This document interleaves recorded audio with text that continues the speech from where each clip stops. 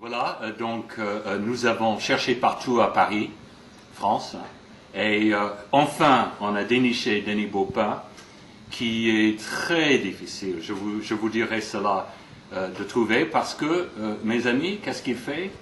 Il travaille. Hein? Et les gens qui travaillent, on ne peut pas toujours les avoir, il n'est pas toujours à son bureau. Et donc, je suis venu pour voir cette personne avec qui j'étais dans le passé pas toujours d'accord, avec qui je suis de plus en plus d'accord avec les années qui coulent. Et puis voilà, je suis ici pour représenter une équipe internationale américaine, mais aussi d'autres nations qui ont décidé cette année de décerner the World Sustainable Transportation Award à la ville de Paris et à l'équipe qui l'a réalisé. Et donc, ça inclut bien sûr le maire, M. Delanoë, qui était un grand soutien pour le mouvement. Mais c'est plutôt l'équipe qui a réalisé ce que nous appelons the greening of Paris. C'est cette équipe qui l'a réalisé. Et donc, si vous pouvez dire un mot de bonjour à nos amis à Washington pour le 14 janvier, et puis de nous dire peut-être qu'est-ce qui était dans les dernières 6 ans, où votre programme est en cours, 5 ans et un peu plus, qu'est-ce qui était le moment le plus difficile et qu'est-ce qui était le moment de plus grande joie? Bien, d'abord, je voudrais les remercier parce que vraiment, on est très honorés de ce prix, de cette reconnaissance internationale. C'est vraiment important pour nous de pouvoir nous rendre compte qu'à l'étranger, Paris est regardé à ce point et que ce que nous avons fait est regardé et apprécié, honoré par ce prix. Donc c'est quelque chose qu'on apprécie vraiment beaucoup. C'est beaucoup de travail de réussir à changer progressivement l'image d'une ville qui a donné pendant des décennies la priorité à l'automobile. Il faut de la volonté politique. Il faut vraiment beaucoup de volonté politique, s'acharner, se battre beaucoup, parce que des résistances, on en rencontre tellement, des résistances administratives, des résistances politiques, des résistances, des conformismes, des gens qui ne veulent pas changer, des explications toujours les mêmes, selon lesquelles, évidemment, ça serait trop compliqué de changer de ses habitudes, que trop de gens sont dépendants de l'automobile.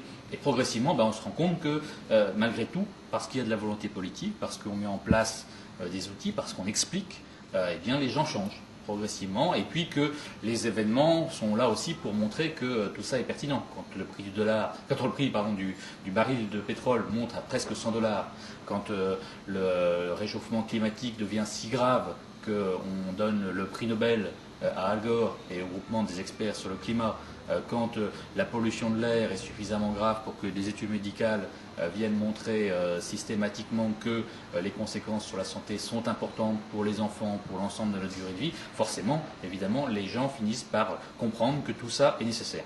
Et je pense que c'est ça la principale satisfaction.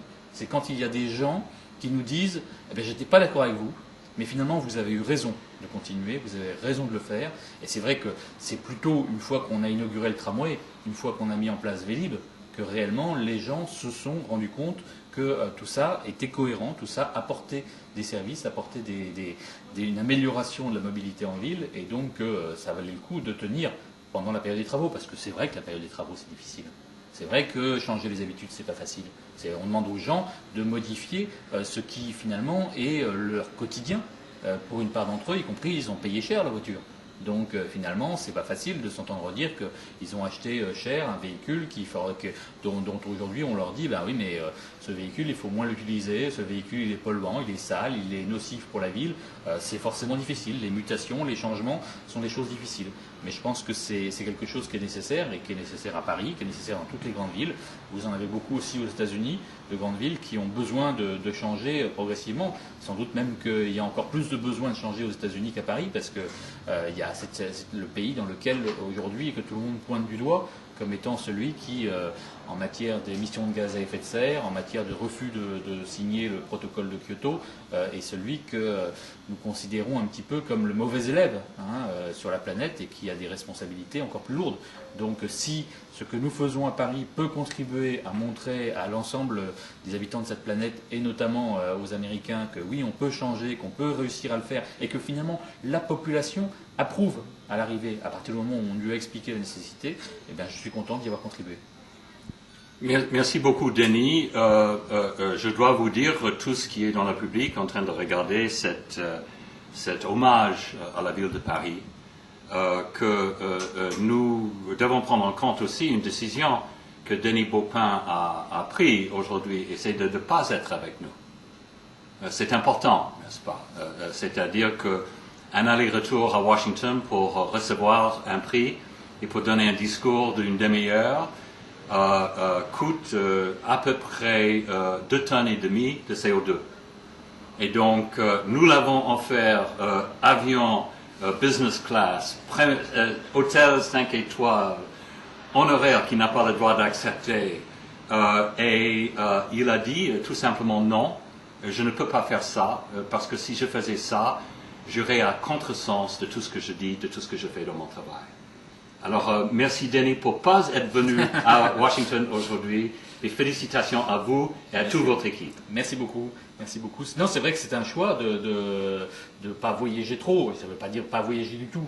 Mais c'est vrai qu'au moment où on est en train d'essayer d'expliquer partout qu'il faut réduire nos émissions de gaz à effet de serre, dire que pour recevoir un prix, pour avoir fait cette politique, je vais aller traverser l'Atlantique et contribuer ainsi à ce réchauffement climatique, ça ne me paraissait pas cohérent. Mais on a, grâce à la technologie aujourd'hui, grande capacité à pouvoir dialoguer à travers l'Atlantique et pouvoir faire passer des messages sans forcément se déplacer. Très bien. Alors merci encore une fois et félicitations à vous et à toute votre équipe. Merci.